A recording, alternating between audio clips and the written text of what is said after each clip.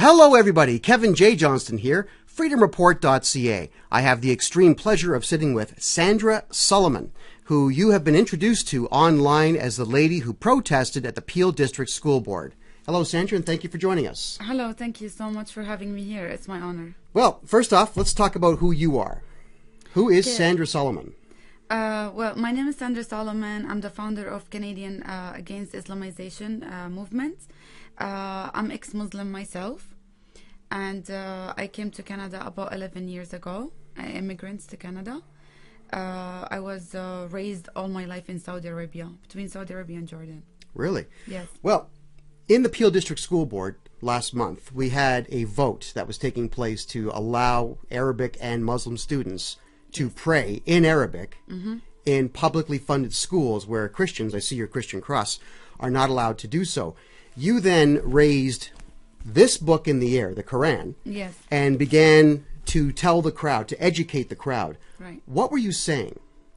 I was telling them that Quran, it's a hate literature, and Islam, it's a terrorist ideology, and I was warning Canada about this decision that they're bringing the Quran and the Islamic teaching to the Canadian school, and because I know this is the part of the plan of the Islamization movement, that they're trying to bring Islam to the school and to brainwash the kids as early as possible with Islamic teaching.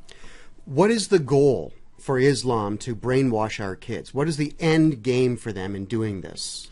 Of course, they want to convert the kids as early as possible to Islam, and they want to let them also, live Islamic culturally, adopt Islamic values, and try to, like for the girls, to let them wear the hijab, and for the boys, the lifestyle, the Islamic lifestyle, the Islamic culture lifestyle. So slowly they want to, this is the implementing of Sharia law in schools. And of course, you and I are dead set against that. Big time. Yes. So let's go back now to Saudi Arabia. Yes. Yes. You indicated when you were talking at the Peel District School Board that they took your son from you. Yes. You've witnessed a lot of death and murder. Yeah. And you had to escape the country as a woman. Could you clarify that? Yes, I face so many things. Like, I lived under Sharia law. Saudi Arabia, it's 100% Sharia law constitution, and that's what they teach us as we're young. That's why I was holding the Quran. They teach us that the Quran, it's our constitution. So to them, this is the government here in the Quran. They don't govern by Canadian law or Canadian values. They govern by Sharia law, by what says in the Quran. This is the constitution. So in Saudi Arabia, we learned the Islamic, the Quran and the Hadith. I was fully understanding what Islam it's all about, and I faced so many problem when I used to live in Saudi Arabia. I was forced to wear the hijab. If I'm refusing, I was physically abused a lot just because I refused the hijab. Wow. And they forced me into a marriage. Forced marriage, it's part of Islamic way of life. Women in Islam, it's a second-class citizen. They don't have freedom of speech. They cannot live freely, and there's no free thoughts. There's no free speech in Sharia law, and I faced so many problems as well. Since I was in school as well, they kicked me out from school many times.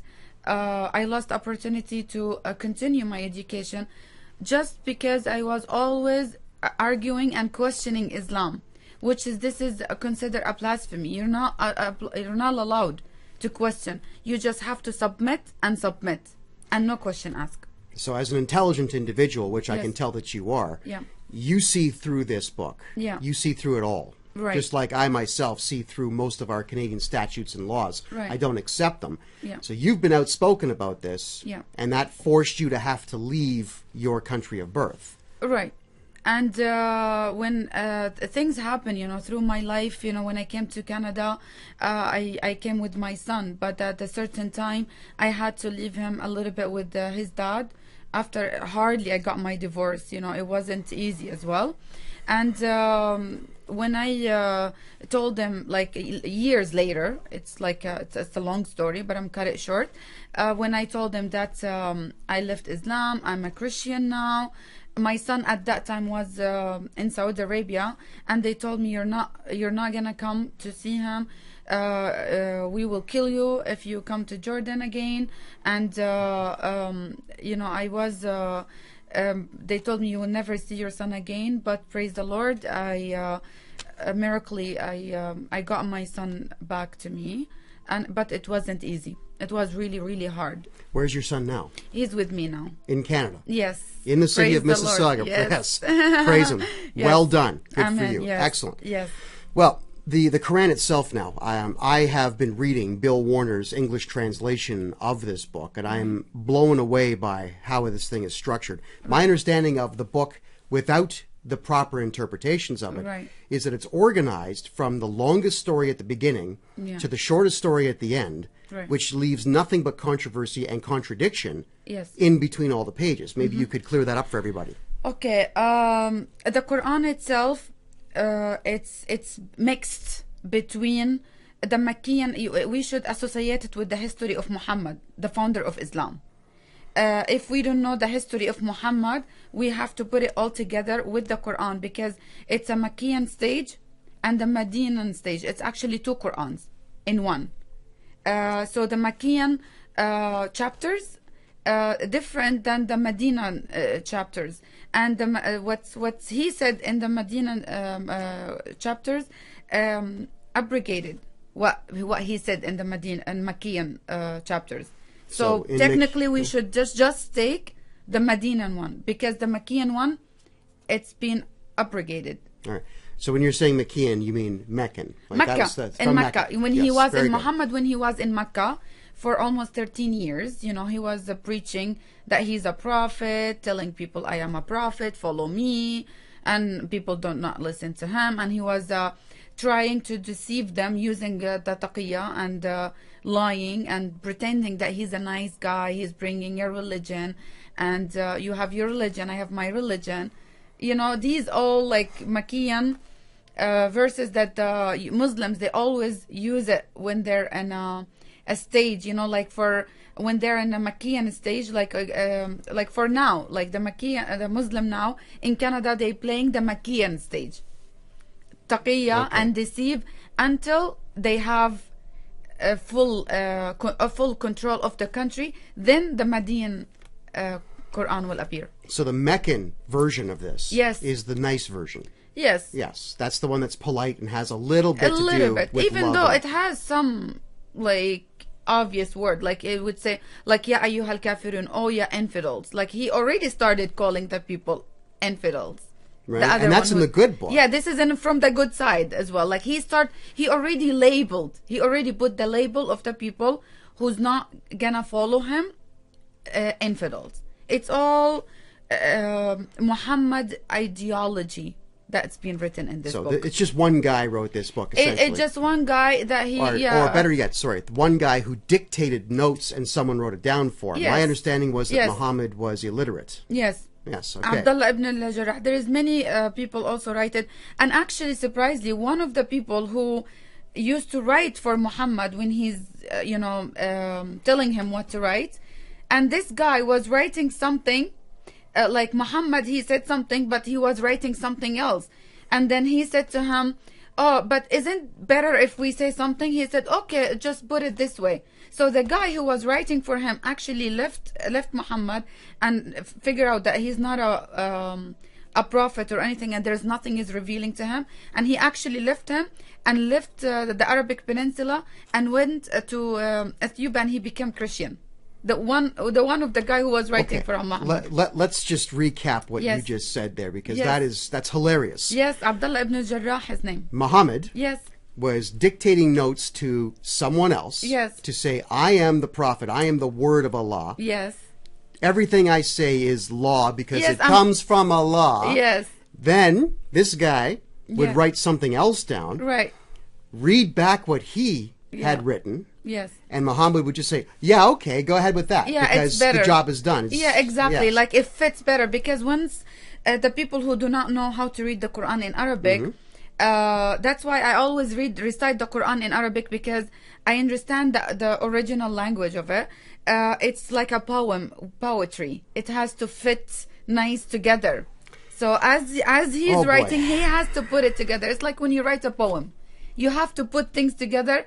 Trial and error. Yeah. Exactly. Testing. Yeah. So that's the Quran, because the Arabic Peninsula, the region there, it was people was famous by poetry. Arab people, you know. That's. But it was such a farce. Yes. That even Muhammad's personal scribe. Yes. Said the hell with this. Yes. Left the entire Arabic area. Yes. The desert. Left. Yes. And became a Christian. Yes. And he went to Ethiopia and Al-Habasha in Arabic, and he became Christian. What do I say then Yes. to any Muslim apologist or any Mohammedan out there who tells me that that is not true? Well, read the story of Abdullah ibn Jarrah. Like, his name is there. It's been written in the history. Tell you what, let's spell that right now for everybody. Yeah. What's the guy's name? Abdullah ibn Jarrah. Okay, you're gonna have to go slow because I don't speak Arabic. Abdullah. Abdullah. Ibn. Yeah. Okay. Al-Jarrah. Al-Jarrah. I Yeah. tell you what, people, I'm gonna Yes. find that name. Don't you worry. There's future videos Yes. coming about that name. Yes. Yes. Yes. Well, I appreciate your time. Thank you very No much problem. for joining us today. Yes, no We'll be problem. in touch soon. Kevin J. Johnston from freedomreport.ca and the lovely Sandra Solomon here to teach you the truth about the Quran, Mohammedans, and Islam.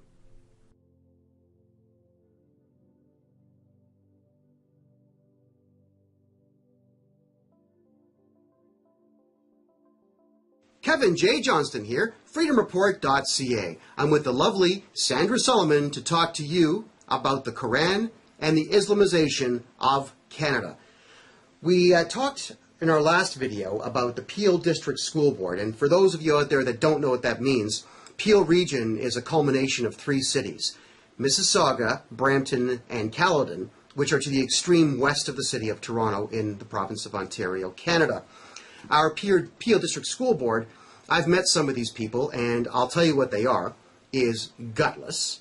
They are absolutely ready to surrender on a moment's notice just because a couple of Muslims scream out. Sandra has protested there, and I have protested with my own letter. And as an expert on the Quran, I'd like Sandra to tell me if I'm right or wrong. My letter starts off to the Peel Board of Education. My name is Kevin J. Johnston. Before I begin speaking to you, I demand the women among you lower your gaze. Quran 24:31. Am I right? Yes, they have to lower their voice, and they have to submit, and they have to be. This is the good Muslim woman. That's how they should act. So a good Muslim woman has to look at the floor Yes. when a man is speaking, or just is it when a man's in the room? How does that work? Yes, of course. It's like غض البصر in Arabic. Like, they have to keep their eyes down when they speak to men, and they're not allowed to shake hands with men, and they're not even allowed to associate, like, to work with men. Like, I lived in Saudi Arabia. Everything is separate. Actually, the girls, they will have their own schools, and the boy have their own schools. There's no mixed school under Sharia law. You cannot do that. Oh my Lord. Yeah. Yes. Wow. My second sentence was, in addition, if there are any women among you who are unclean, meaning menstruating, I would ask that you leave the room. And that's Quran 5:6. Please. Is that true? Yes, because under Sharia law, women, they consider filthy, and they're not clean.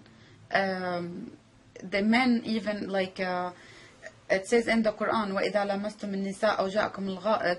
That means if you touch a woman, and if you go the second one, like the Quran actually describe woman as a boo-boo, like the second one. It's in the Quran. Oh my Lord. Yeah. So you're like a scab. Yeah, you're cut. like you're filthy. You're not clean. If a man touch a woman, he has to go wash himself. Why do you think then that women in Canada are defending Islamic prayers and Islamic groups that want to bring Sharia law here? Why are white Canadian women protecting this and telling men like me that I'm wrong to talk about this? First of all, because they're ignorant and they're betrayers. and I'm sure Yes, treason, yeah. they're getting paid very well, and also they're the Muslim deceiving them using the taqiyya. They're not telling them the truth, and they don't want to know the truth. Well, taqiyya is the rule in this book that says rule lie, number one. lie, lie. You have to. If you don't lie, you're not Muslim. Really? Yeah, you have rule to lie. number one. It's rule number one. You have taqiyya to lie. Yes. Wow. Yeah, deceiving until you got what you want, until you're the upper hand. You know, you make them submit to you by deceiving. They're deceived as well, and we have to. When we're talking to them, we want to educate them. It's not like we're enemy for them. We're bringing the evidence. We're bringing everything that from the Quran, from the Hadith, from Imams themselves. They're saying this. So what else they want? We got all. It's not like just we're bringing something from our own heads. I can provide with every. That's why in the Peel District School, I have bunch of papers with me, and I keep repeating, I have evidence. I have evidence. I wanted to give them the evidence of what I'm saying. Well, you're asking Janet McDougall to do something other than scream and yell at white Canadians that pay her salary. Yeah. She is a psychopath. There's a lot wrong with her. I've met her. I despise her in every way, and the school board, during our next municipal election, you'd be wise to get her out. Trust me. Yeah. Regardless, my third statement here is, I would also like to ask the men holding this letter, if you have shaken hands with or touched your menstruating colleagues, please rub your hands in dirt and then wash them in water so that you are clean. And that's Quran 5:6 as well. Is that one true? Yes. They have to wash. If a man is not allowed to touch a woman who's not his wife, or shake hands even, just to shake hands with them. Do you see all the time, many Muslims, they don't shake hands, either man or woman. They refuse to shake the hands. Like this is part of Sharia law. It's part of the Quran. Again, the Quran is the constitution. Whatever Quran is telling them to do, they will do it blindly. They will just have to follow. So when they're not allowed to shake hands, they're not Muslims allowed. They're not allowed to shake hands with each other, with men and women? No. Oh? This is like considered.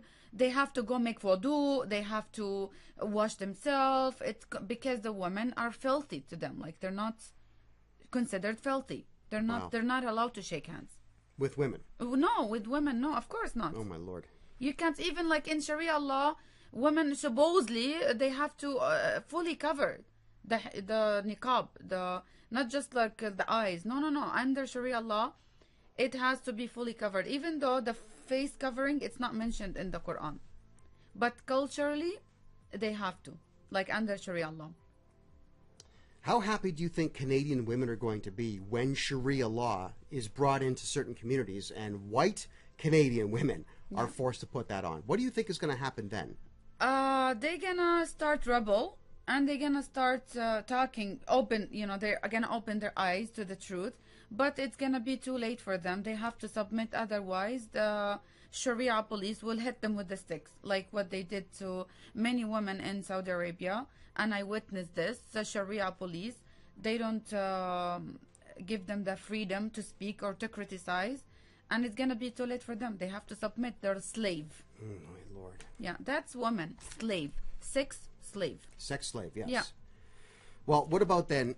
There was a ruling in the Middle East about the fact that a man is now allowed to have sex with his wife up to 6 hours after her death. Yes. What would be the starting of something like that? The starting of that, it's a fatwa from many imams, and that's Muslims also, they go by fatwas. Whatever the imam tells them to do, they will do it. Because after Muhammad's death, there's many interpretation for Quran, explanations, and many scholars, many Muslim scholars. So Muslim, actually, they don't think for themselves. What makes me leave Islam, because I start thinking for myself. I don't want nobody to, I'm not a follower, I'm a leader. I'm not just gonna take this and just submit to it. So having sex with a dead woman, Muhammad himself, he did it. Oh. Yeah. So he had sex with dead women. And so even when they saw him doing this, the follower, they said, oh, Prophet, we never see something like this. So he said to them, oh, I was trying to make the punishment of, because they believe in Islam, the grave, when people die, they will be punished in the grave, like before they go to the punishment in the grave. So he said, I was making it easy on her, whatever. He was trying.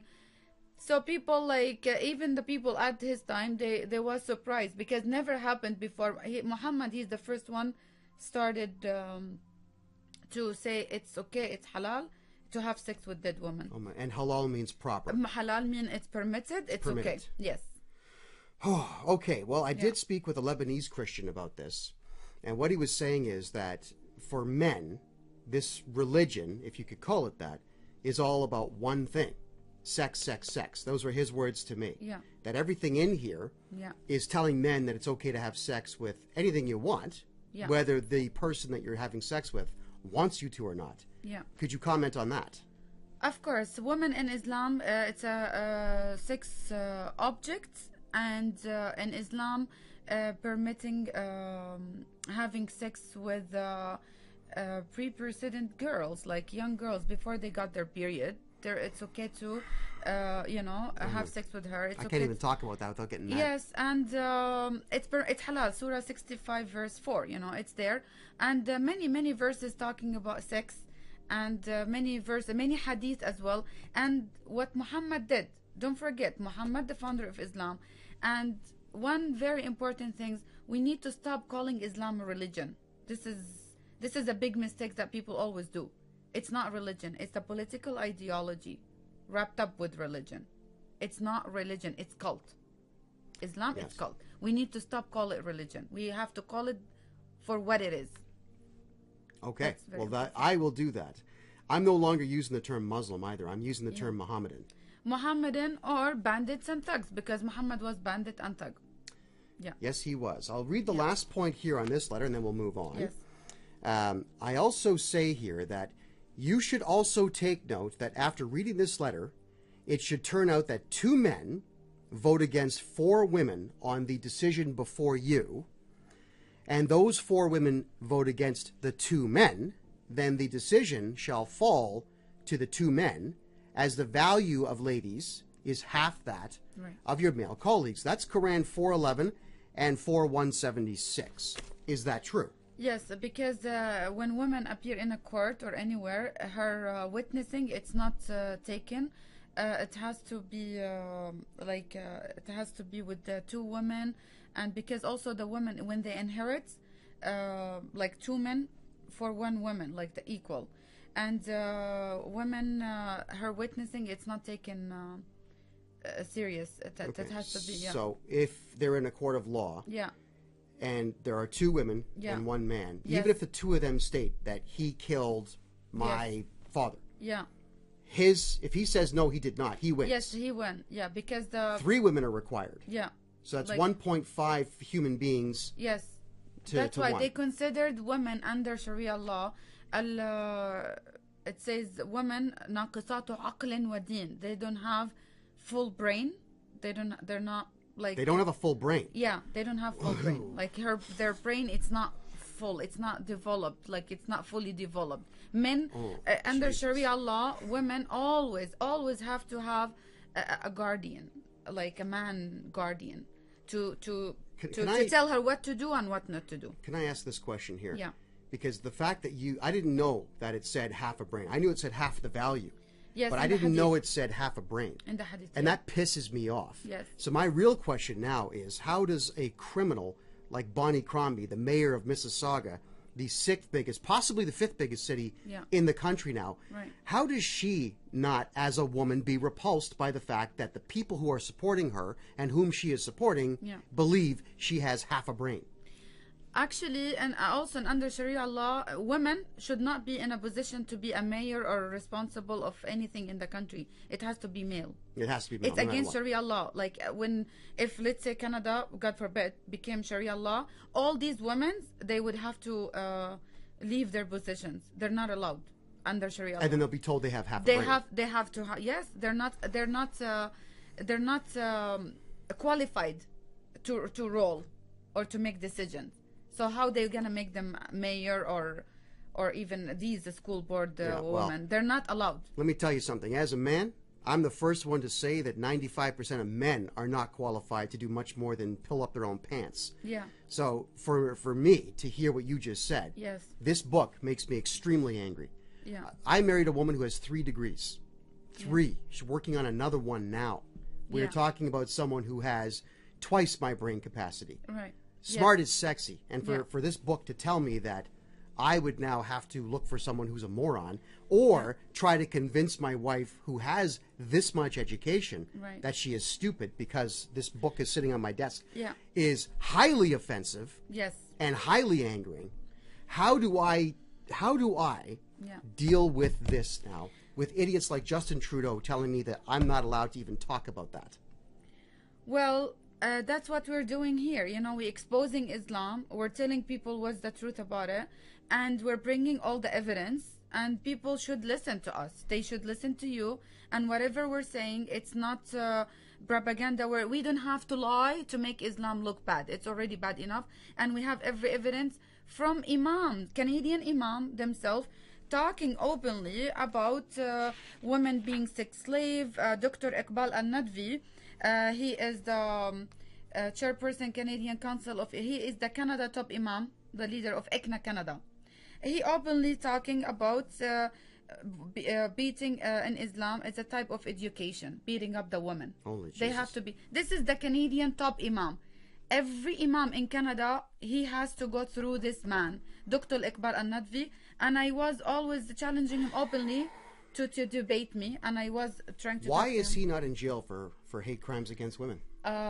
Because we have a betrayed government. We have a Trudeau who betrayed Canada and given it all the way to these thugs and bandits, and they say whatever they want to say, and they're protected because the government fighting us. They're not fighting for us. Canadians need to wake up and realize this. The Canadian government betrayed us, all of them. Whoever in the government building right now and the parliament, all of them, all liberals, they should just... They should be in prison for treason. All of them. Yes, High treason. Yes, very, very, because... Criminal Code of Canada, Section 46. Read it. Exactly. Many, as you go ahead and read the Toronto police chaplain, he said marrying 9-year-old girl is permissible. Musleh Khan. What else? Like, we have so many evidence with Canadian imams. They're speaking openly about beating the wife, marrying young girls, taking sex slave openly on a Canadian soil in a free country, and they use the freedom to destroy the freedom. And when we talk, criticize, we are the one who's considered blasphemers. You know, that's Sharia law. Oh, read my comment section, people. What you'll find is that Canadians who are 2nd, 3rd, and 4th generation agree with me, and all these other idiots that were born after 2000 do nothing but insult me. And I do get death threats on the phone quite a bit. Yes, because this is part of the Sharia law. جزاء الذين يحاربون الله ورسوله إما أن يقتلوا أو يصلبوا أو تقطع أيديهم. Whoever say anything or criticize Sharia law in the Quran, it says under Sharia law it should be killed or crucified or cut the hands and the legs at the opposite side. Oh, I did say that in my letter. I was going to ask you if that was true. Yes, okay. Yes. Here is what I said. Thinking about insulting the fictional character, Allah, or his prophet, the penalty is death. Yeah. Quran 29:68. Or if you prefer, in Quran 5:33, you'll have your hands and feet cut off and then be crucified Jesus style. Is that true? That's true. I knew it was true. Yeah, I mean, I took this from the Quran itself. Yes, yes. Now, all what they need to do, open the Quran and read. How simple. What I want to ask then is this, all right? There are Muslims in Canada, Mohammedans in Canada, who are born here, and they probably don't believe this stuff. But how is it then that when I talk about crucifixion as part of the book itself, that they want to tell me that I'm wrong? These are, if you're Canadian born as a Mohammedan, you are probably into hockey and chicken wings and beer and strip joints, masturbation, f***ing as many women as you possibly can. You're probably without condoms. because that is what freedom is supposed to be, then how is it you can see all these wonderful things the country has to offer and then still defend the book? Because they've been brainwashed when they're young, and they've been told this is only at the wartime when Muhammad was defending himself, which is Muhammad never all his attacks was ghazwa. They call it a ghazwa. He never was in a position. Yes, Muhammad never was in a position on a defending himself. Never. He was always the one who always the attacker, always never the attacker, never to be offended. And I will tell you later about short 6 minutes. I'll tell you exactly how Muhammad started. We're going to cover that in our next video. Yes. This is the lovely Sandra Solomon. I'm Kevin J. Johnston. Visit us online anytime at freedomreport.ca. Don't forget to fight for your freedom, because it's going away fast.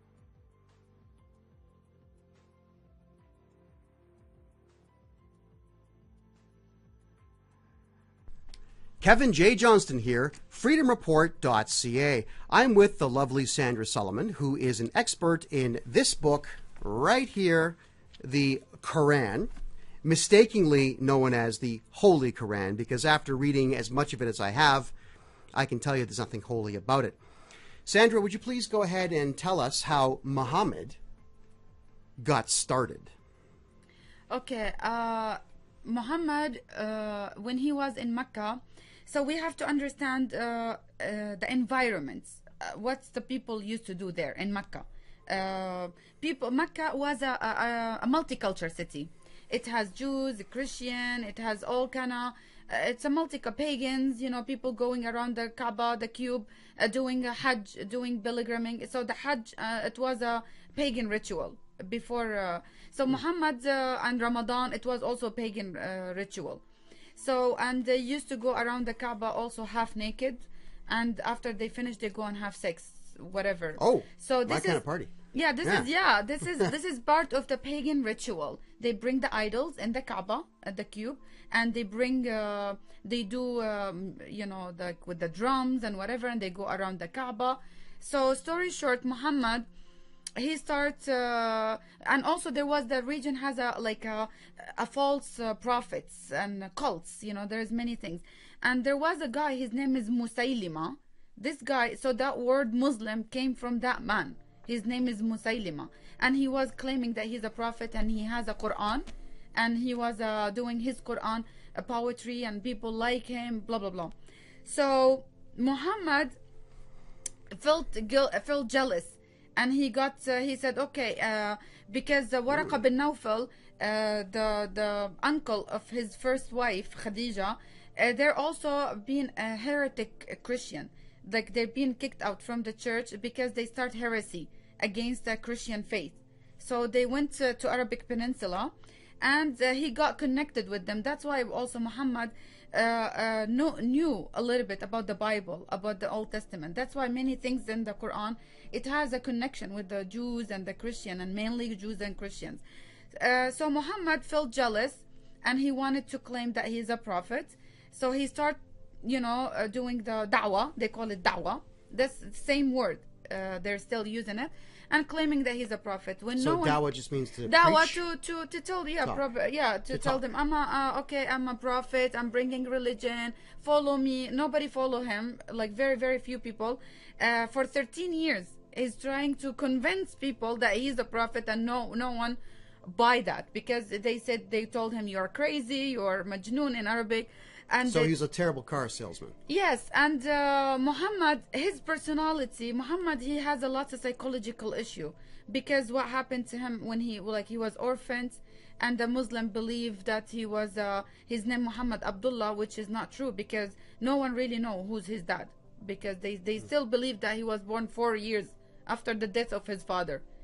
So Muhammad felt jealous, and got envy, and got revenge, and he started hatred. He was a hateful person. He wasn't like a normal person, and he has a lot of psychological issues. So for him to be able to succeed, he got connected with a group of people, a group of bandits and thugs. they called in Arabic al-Sa'alik. Al-Sa'alik, these people, al-Sa'alik in Arabic, bandits and thugs. These bandits and thugs, they used to live in the mountains outside the tribe. Mecca and Medina, it's like a tribal region.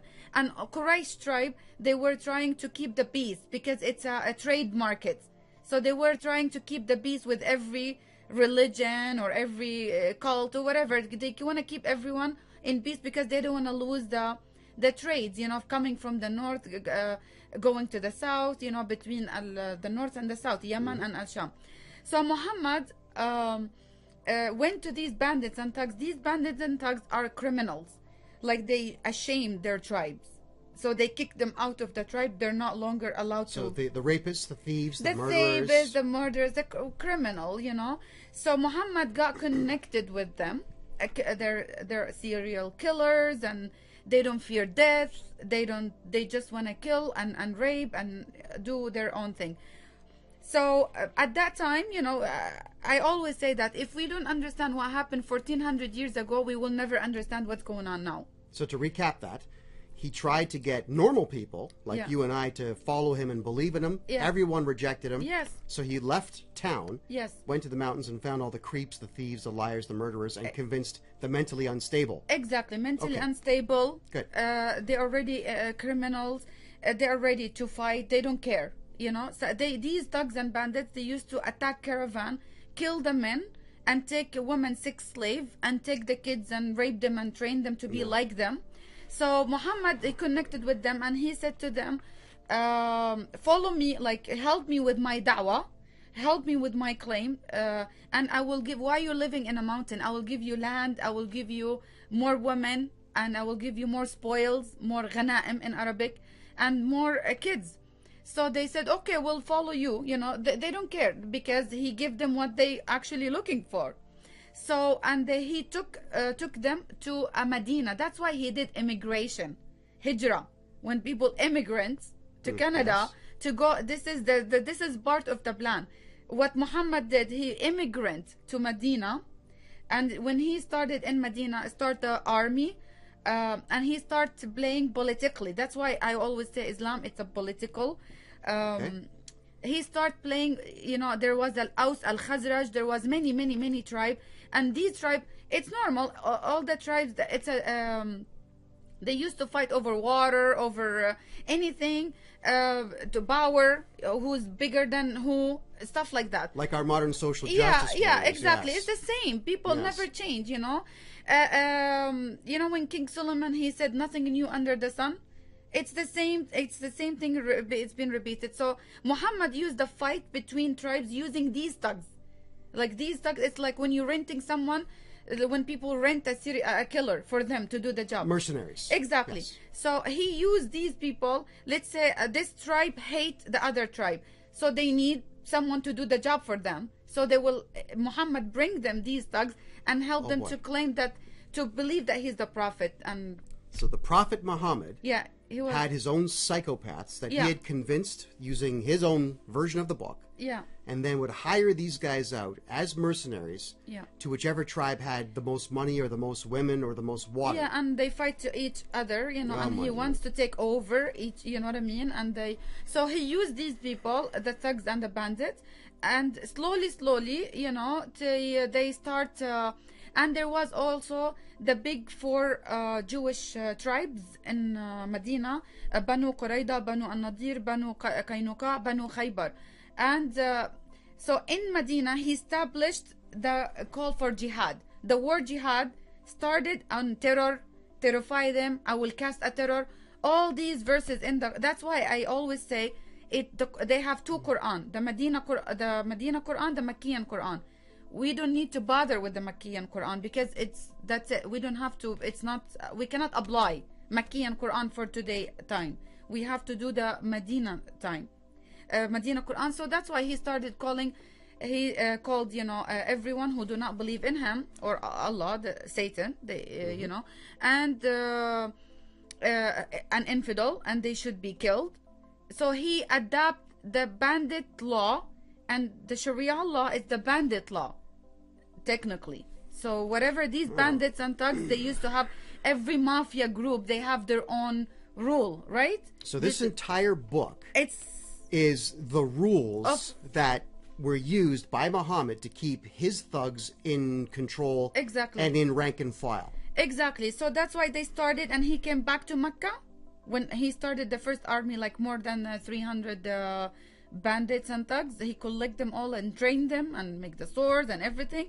When they're ready, he went back to Mecca and he started genociding and killing, and he started calling for jihad.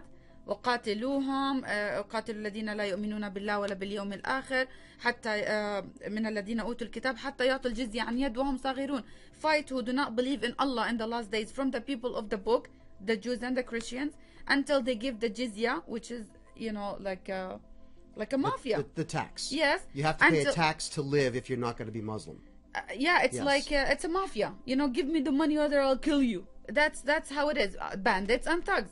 So that's how, and he established in Mecca after he killed many people, genociding, and he kept. That's why Islam, it's a collection of, like, see the Hajj, the pilgrimage, it was already there.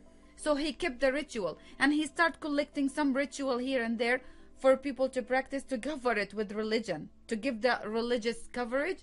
And it's Allah, it's God who's telling me to do this. So he just made the whole thing up. Yeah, he made the whole thing up, and people start, because again, these bandits and thugs, they have no fear of death in their heart. Like, they will kill with no mercy. They won't have a mercy. That's why when you see the true Muslims, ISIS, Hamas, Boko Haram, Al-Qaeda, Taliban, these are the true Muslims. Whatever ISIS is doing, they're 100% doing exactly what Muhammad did, and what Muhammad what's the Quran is telling them to do. And that's. But do Muslims, we'll say moderate Mohammedans, the ones who are born outside of the Middle East and in the West, do they know this? Most of them, they see Islam dehumanize people when they're young. That's why they want to bring the book to the school. The early the better. You know, when they grow with it, they already, the damage is done. They don't have the, you know, the conscious feeling. They would look at it as this is the normal. This is what this is normal to them. So we're teaching children. Yes. The way that Canadians teach children. Yes. You hold the door open for the elderly. You Yes. respect your parents. When you see small animals, you pet them. You don't step on them. These are Canadian values. Yeah, respect women and. You respect your mother. You respect Women. girls in the class. Exactly. You When don't you're rape. You don't rape. Yes. When you're teenagers, don't rape. Don't Yeah. pull their pants down. Don't. Exactly. You don't do what you want. Yes. You do what you have permission to do. Right. And. So this book is designed then to remove all of that. Exactly. Even from the mothers. See, Palestinians mothers or Muslim mothers, they send their kids to jihad. I'm a Palestinian. Many Palestinian women, they put the bomb around their kids' waist, or they give them a knife and go to kill the Jews, and they think they are martyrs. You know, they're gonna go to heaven and get the 72 virgins. So that's Muhammadian thing. This is the ideology, Islam. It's a cult ideology, political ideology, built on kill, rape, dominate, take over. That's how it is. And that is the man that everyone, 1.5 billion people, yes, think honor this man. Yes, and take him as a role model. That's Muhammad was bandit and thug. That's it. Well, the very fact that he married a 6-year-old and played with her for 3 years before, at age 9, penetrating her with his penis should be enough to tell the average individual this guy had something really wrong with him. He's an evil individual. Yeah. But people still use the phrase "peace be upon him," yes, and view him as a secondary god. Yes. But yes, they know, they have to know that he's done this. Yes, they all know. Well, and they all agree know. with that.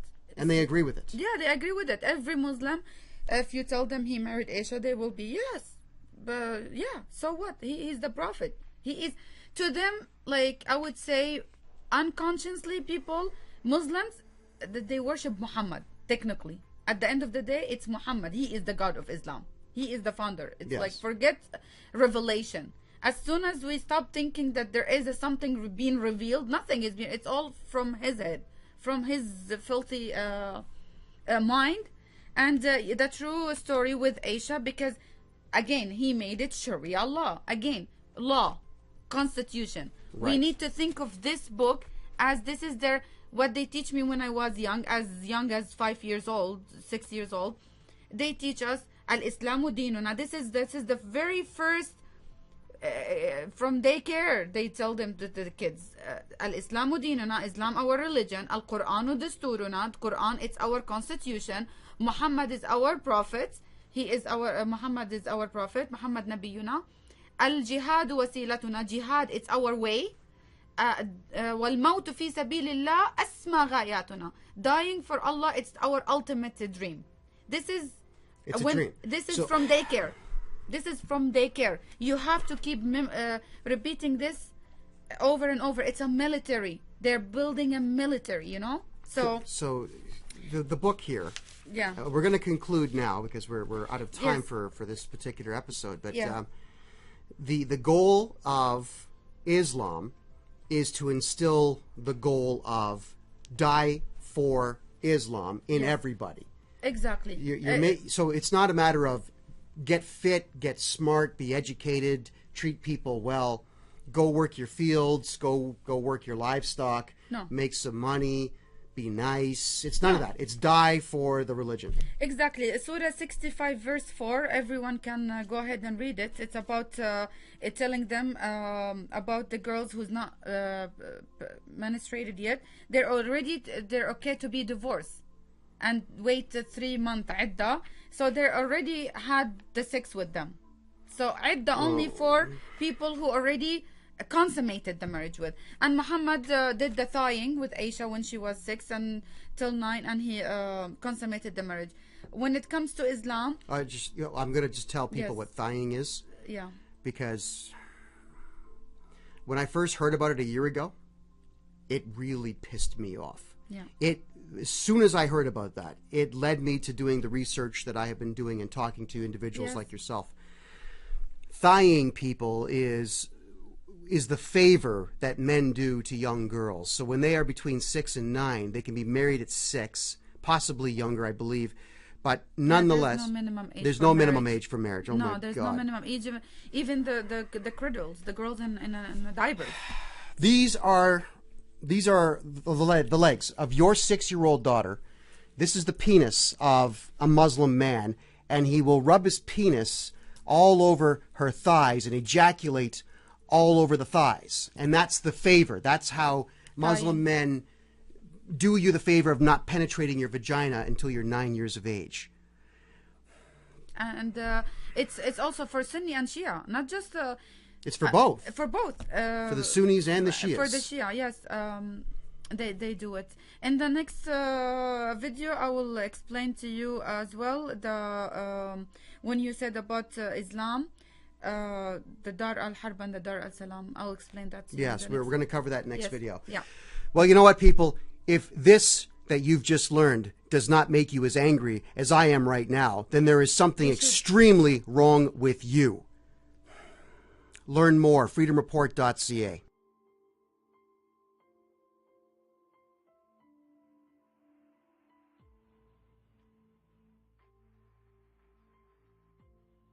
Kevin J. Johnston here, freedomreport.ca. Once again, I am with the amazing and the lovely Sandra Solomon, who is going to now tell me about a term that was brought to my attention about Islam called the House of War. Please. Yes, in Islam, again, because when Muhammad started his Islamic State in Mecca, after he came back from Medina and started to kill and took over the city, from there he established the Islamic State. That's why when ISIS, they say Islamic State, the Caliphate. So he established that, and from there he started something called Al-Futuhat Al-Islamiyya, meaning Islamic opening, conquering other infidels' lands, you know, kill the infidels wherever you find them, killing and take women sex slave, take the spoils, take kids, train them to be like to grow in number. And that's how, and Muhammad said, I will never leave on the land of Arab I will never leave a Jew or a Christian in the land of Arab, only Muslims. That means only bandits and thugs, but that's the people who help them. So, and they start to establish the Sharia law, and it's order for them. It's not option. It's a must. They have, every Muslim has to go for jihad. Kutiba alaykum al-qital. You've been ordered to go for fights. Okay, so if a modern Mohammedan or a modern Islamic adherent decides, you know what, I want to go to the hockey game instead, I don't care about this stuff, are they a true Muslim? Are they a true Mohammedan? No, under Sharia law, these people also called hypocrite, and they should be killed. Really? Yes. So let's clear that up. If you are a Mohammedan, a Muslim, or an Islamic adherent who decides that when you're told to kill me, this lovely face, and you refuse, and instead you go out for chicken wings with me, you should be killed. Well, what the hell kind of a religion is that? It's not a religion. It's a cult. It's a death cult. It's a rape cult. That's why we need to stop call it a religion. That's number one. And from there, the term came, the house of war, the house of Islam and the house of war. So as long Islam existed on earth, there will always be a terror attack. There will always be a war, because Islam divided the earth. House of Islam, the Dar al-Islam, which there is all Muslims, like Saudi Arabia, like all Muslim, Iran, Indonesia, whatever, all these big Islamic, Egypt, he took over. Like North Africa was Christian. All Iraq, the Assyrian, they're all Christian. They kill, genocide, and kill and take over, and kill and take over, and establish the state. And think about Ottoman. I would go to the latest one, Ottomanic Empire. So they'll have to go.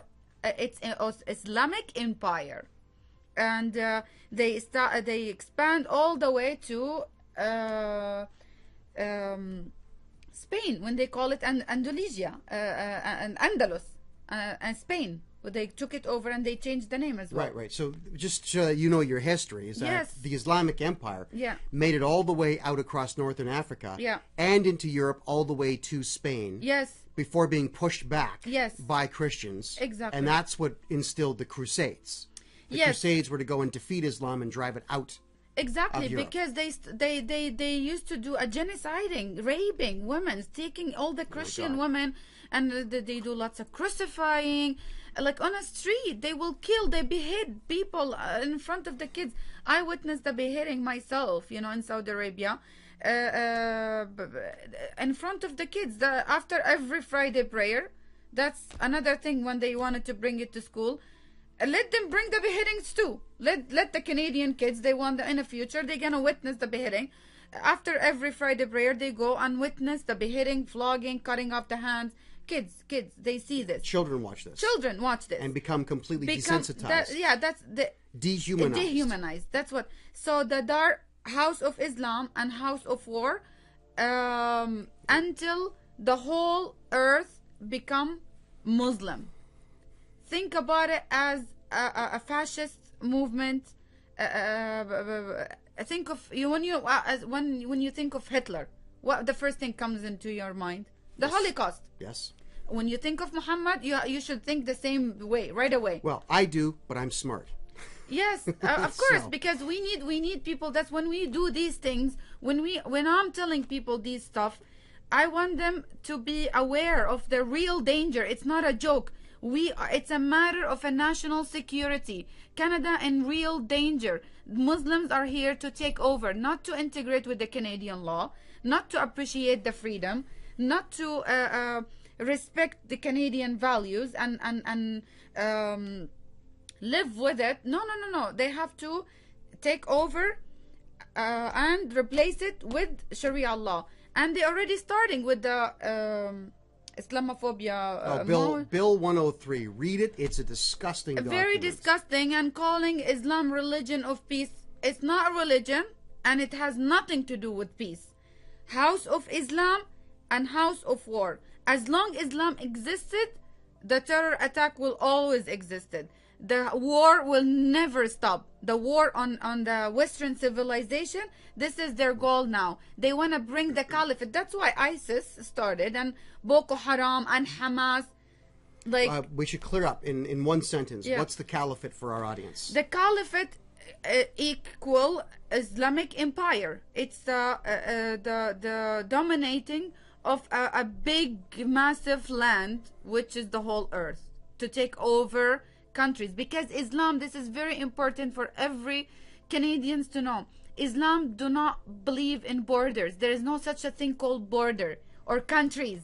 No countries. It's a one state, big state with the one leader, caliphate, al-Khalifa, like Abu Bakr al-Baghdadi for now.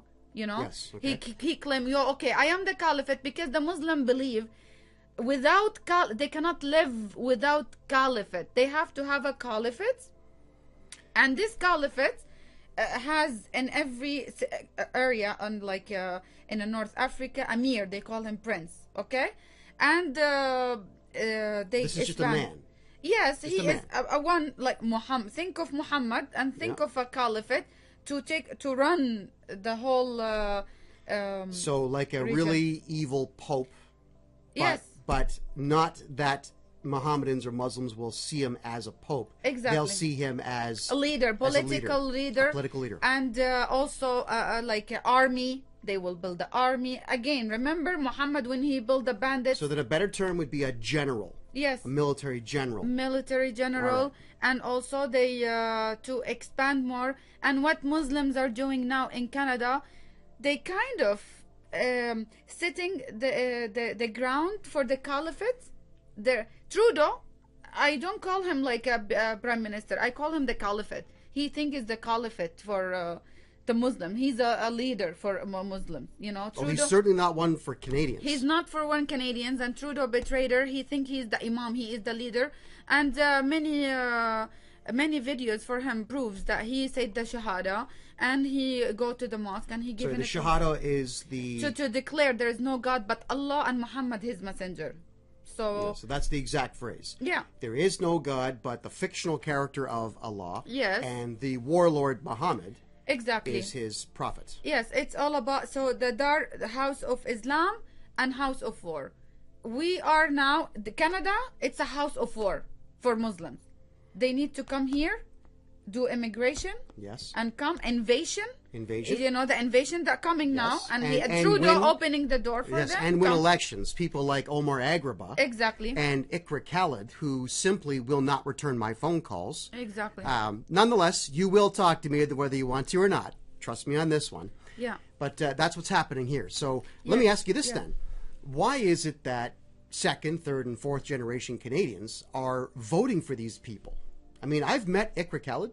I think that she is a racist, an anti-Canadian, a very dogmatic individual. I believe that this, to her, would be like a 500-pound bar of gold to me. Yeah. It's everything to her. Yeah. And she wants me dead because I am a white male. That's the way that I see it with her. Yeah. That's the only interpretation I have. However, I stand 5'5". She's roughly my height. And I see someone who's this thin, with no strength of character, with no powerful personality, and with no capacity to do anything other than what the Quran tells her to do. Why are white people voting for that type of individual? Well, many reasons. We have to. They've been brainwashed about with the, you know, the all ism. We live in culture Marxism. We're living the globalism. You know, all the multiculturalism. We have to clean their isms, heads. In my opinion, are not good. Ferris Exactly. Bueller said that. Exactly. Isms are destroying. They're not gonna come between day and night and tell them again the taqiyya, deceiving, lying, brainwash them, and also they feel more secured when they you know, and they already dehumanized. They already damaged. These Canadians. Like yesterday when I was in the protesting against Trump, I can see low class, well, vulgar. Hold on. You're for Trump. You were protesting the protesters of Trump. Yes. Just want to make sure we got that clear. Yes, I am pro-Trump big time. Trump! Yes, Trump. He's the man, man. Yeah, he's the man. I admire him, and I'm really proud of USA that they make the decision, and hopefully one day Canada, we will make Canada great again.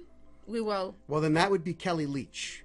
Elect Kelly Leach for our next prime. At least she's going to try to get immigration under control. We need a strong leaders, and the only way, listen Canadians, this is the only way to destroy Islam in Canada, and take my words on that. If you do this, I guarantee you 100% we won't have any problem with Islam in Canada. We're going to all live in a peaceful, I won't say the crime will disappear. No. People still, but they're not gonna do it under name of religion or the name of Allah. And they're not gonna. There's no. When was the last time you said you saw a Christian killing someone in the name of Jesus? When was the last time you said you saw a Buddhist or a Hindu killing someone in the name of Krishna? Or how about an atheist? An atheist killing in the name of atheism. Exactly, in the name of Darwin or whatever. So regardless, even we like see civilized people. I'm a believer, and I'm a follower of Jesus Christ, and He's my Lord of Lords, and He's my King. Regardless, but I'm not gonna kill I'm not gonna kill someone just because I disagree. I disagree with atheists. I disagree with, but doesn't mean I have to it doesn't mean no, we should love and we should see them as a human. We should love each other and be for our humanity. Islam, the first thing he does since we're kids, dehumanize. So they see the evil. They don't see the evil the way we see it. They see it. They call evil good, and they call good evil. They're twisted. Their brain, their heart twisted. And this is the only way to destroy Islam. We need to clean the government house first. Oh yeah. This is the number one. Clean your parliament house. What happened in USA? The White House, clean. We have a normal human being, nationalist. This is very important point. You ask me about Canadians, why they are falling into this, because they're not nationalists. They don't feel for the country anymore. Like they're not connected with their homelands. They're not appreciating the freedom. Someone who came from Saudi Arabia, I did not just read about Islam. I lived Islam. I lived under Sharia law. So first, we need to clean. The solution is to clean the government. First, clean the government. Yes. Clean your white, because it's a political ideology. So fight it politically. This is the only way. Clean your government house, and we need a strong leader who can openly talk like Trump about radical Islam, about Islam. Like he's doing everything to protect. You have the right to protect your home. This is your home. No one can tell you no when you want to protect your home, right? It's out of protection. Clean the government house, and we need a strong leader who can declare that Quran, it's a hate literature, okay? And whoever asks for Sharia law or calling for Sharia law should be criminalized. Should be criminalized and dealt with, him or she or him as a criminal, and they might face jail time or penalty, and this is the only way. The law has already been written Rule of law. on high treason. If someone is to make the statement that Sharia law must prevail, I would say don't even write new laws. Just say traitor.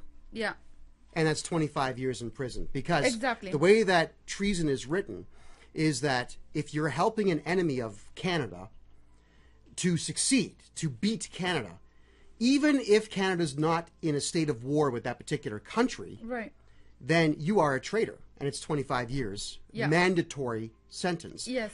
Even the Constitution has to be amended. We need to amended. Yes. Like even if we have to rewrite the whole Constitution again, I don't care. For those of you out there who have ever read the Canadian Charter of Rights and Freedoms, it is a very poorly written document. Yes. There's more to do yes. with the rights to have documents written in both English and French, or to have your choice of English and French, than there are actual rights of the individual and rights to defend the nation. Right. The document sucks. It was 1982, I believe, is when it was official. but it was horrible. Yeah. It's like kids wrote it. Yes. Honestly. Yes. So yeah. That's why I say we need, even if we have to rewrite the whole constitution again to be protected, immune from Sharia law, and whoever calling or asking, because once you say I want Sharia law, any person who would say I want Sharia law, that's mean you want a pedophilia, because pedophilia is halal. That's mean you agree on a wife being beaten up. That's mean you agree to kill the infidels, whoever the infidel, atheist, Christian, Jew, doesn't matter. You agree to commit a terror attack. You agree to dominate and take over, like so many things. Once you say I want Sharia law, that's mean you have a criminal mindset. So you have to be labeled as a criminal and dealt with him or her as a criminal. Period. Because that's what Sharia law. It's a criminal law. You heard it first. This is a lady who lived it in Saudi Arabia, a country that many of you can't even find on a map, and a country whose name many of you can't even spell. Get educated, Canada. Do it now. This is Sandra Solomon, who's teaching all of you everything you need to know about the Quran and Islam.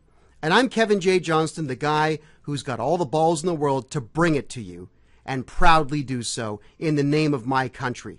I am a patriot. Amen. Amen. Yes. freedomreport.ca.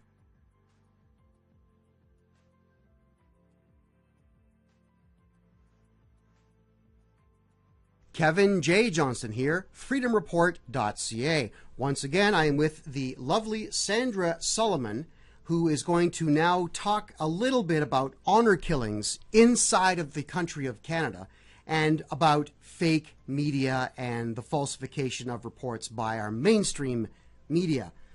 Honor killings. Let's cover this. What would inspire or incite a man, a man, to kill his own daughter? Okay. First of all, in Islam, the good woman, the good Muslim woman who submits without any question to Sharia law, Yep. to whatever Muhammad said and whatever it's been written in the Quran, and to the male guardian, her husband, her father, her brother, whoever taking care of her. Okay? Because in the Quran it says, الرجال قوامون على النساء بما فضل الله بعضهم على بعض. That means men are the upper hand of women. They are like they're the first class, and the woman is, because Allah prefer men, not women. Like Was Allah gay, perchance? It could be, because there seems to be it's a man, because it's a man-made. Oh, it's man-made, penis man-made. I get that. Not part. just a man, a psycho man made, like Muhammad. In that case, Yes, made. exactly. Not just a normal. A misogynistic. There's many respectful men. They stand for women rights, and Well, I know. I'm one of them. You're one of them. Damn right I am. Yeah, which is good. But there's also many, bandits and thugs and criminal, and they don't, honor women. Okay, so honor in Islam means sharaf. Sharaf mean like, because everything they think about, it's the bottom part of the woman. Because Islam, it's a sex cult, right? Yeah. So they always fear a good Muslim woman who submits to Sharia law, to Islam, to the man, and her job only to be obedience. The good Muslim, she obedience to the will of Allah and will of Muhammad and will of her husband. So, or brother or father. Or brother or father or any man who's, because in Islam, it's better for her to be home, not to come out, not to talk to men, not to, if she comes out, she has to cover, and all not, she's not allowed to shake hands, all this stuff. So when these Muslim girls come to Canada, and they want to be modernate, they want to be civilized, they want to take the hijab, they want to live according to a Canadian lifestyle. Tight jeans. Yes. Yes. Tight jeans. Yeah. And The good whatever. stuff. It's not. They look at her as a low class woman, because Islam divided the woman. This is another subject. We'll talk about it later. Why the hijab?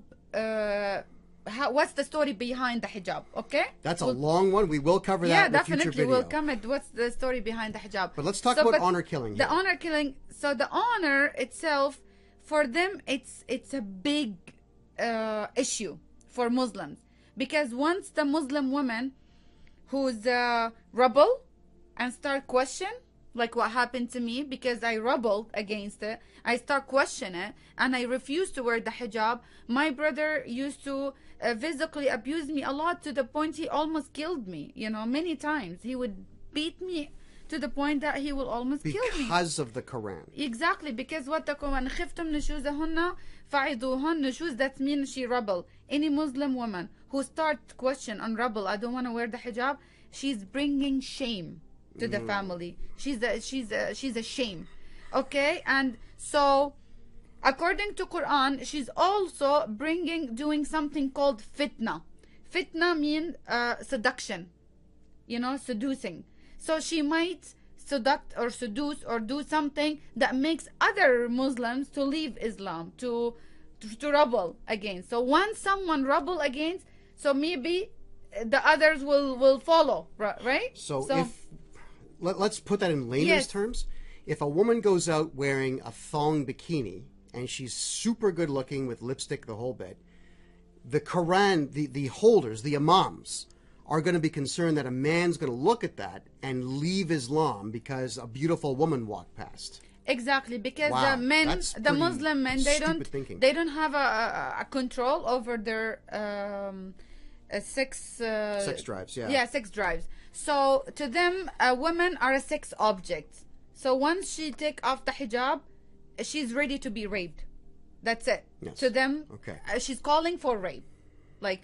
And she's just asking for it. Exactly. You see the way you're dressed right now? Just so you know, Sandra is asking for me to just put her on the ground and rape her to death right now. She's asking for it because she's wearing a t-shirt that's tight. And she's not covering her face. Yeah. That's what's going to happen when Sharia law comes to Canada. Exactly. The woman who's not wearing the hijab. Can I ask you this question also?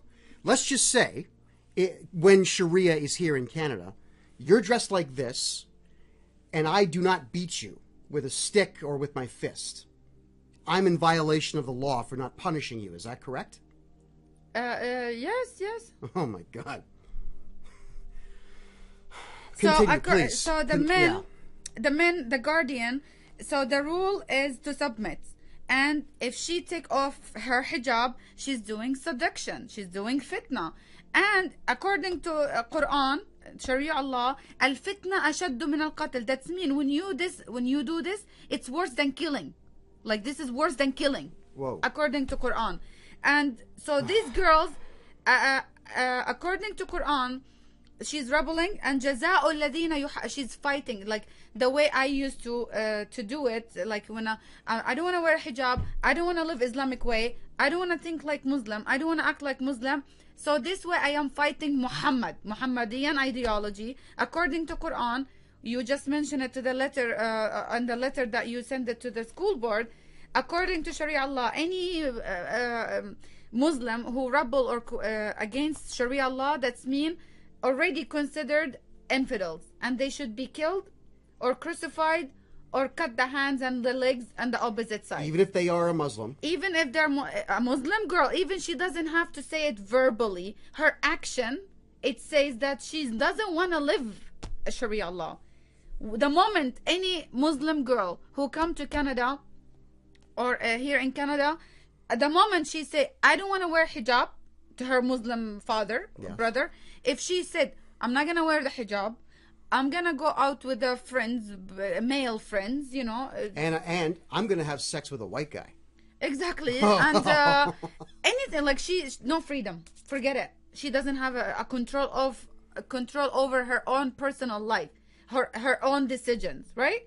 It doesn't mean, regardless, even if she she doesn't want to have sex, but she doesn't want to wear hijab, period. That alone give the man, her guardian, a permission under Sharia law to go ahead and kill her. And according to Sharia law, this man who commit this crime because they're already criminal, according to Sharia law, he's not gonna go to jail. He's not gonna face a jail time. Honor killing, it's like it's everyday story in the Muslim country, in Jordan, in Saudi Arabia, in Yemen, in Egypt. It's everyday story. There is girls getting killed every day. Every day there is girls getting killed just because they don't want to wear hijab. And we have many stories happen already on a Canadian soil. For example, the Shafia girls. Yes. Yeah. Yes. So they killed them. So this barbaric act, and many girls, God knows, we don't know how many of them, they're already getting killed in Canada, but the fake media, the false media, doesn't even talk about it. We don't know how many girls, Muslim girls, coming to Canada or living here and start to be westernized, modernized. They don't want to wear hijab, and according to Sharia law, she should be killed because she rebel against Sharia law. Well, your point is a very good one in Yeah. reference to the stupidity of our media. The Toronto Star is one I have no respect for, and CBC is the Yes. worst of the worst. Yes. Let's go to this footage right here.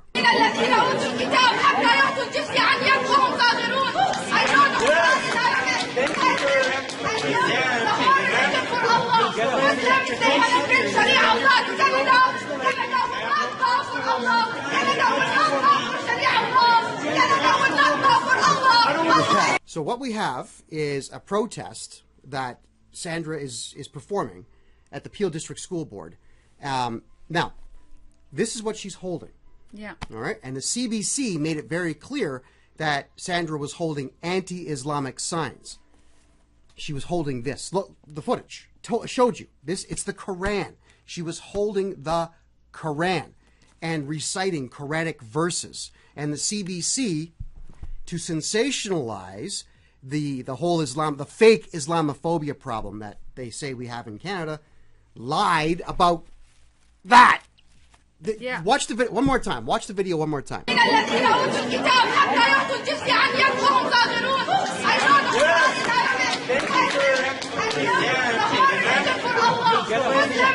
It's the same. Look, see here.